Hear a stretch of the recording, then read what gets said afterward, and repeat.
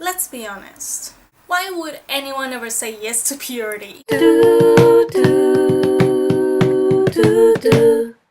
When I first heard about purity, I met the topic with quite a lot of resistance. And it was because I was so misinformed about what purity really meant. There are 3 common myths about purity.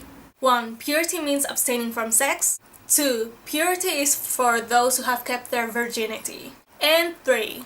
Purity is not relevant today. So when one only thinks about those kind of definitions about purity, of course they're gonna say no to it. But that is not what purity really is about. Now let's debunk these myths. Myth number 1. Purity is not about not having sex. The truth about purity is that it is about putting love first. It's about desiring someone else's good before your own, rather than desiring someone for your own self-gratification. So in other words, it's about loving and respecting each other's dignity. The guy who would tell me I love you just to get me into bed, that is not respecting my dignity or loving me at all. The guy who tells me I want to be with you because I want to love you and protect your dignity, and shows it through his actions, that is the guy who puts love first and is not using you. He's respecting and loving your dignity as a woman. And in return, I should do the same. Myth number 2.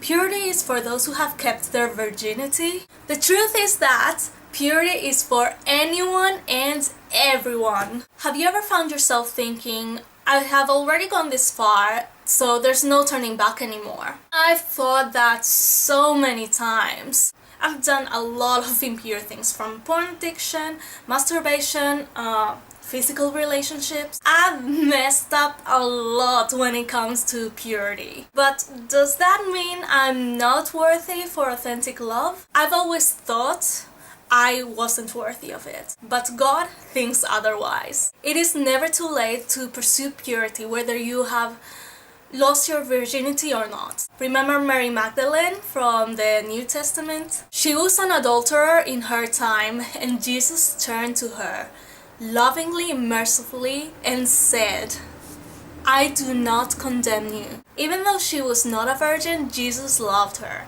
and she turned back from her life of sin and came back to purity.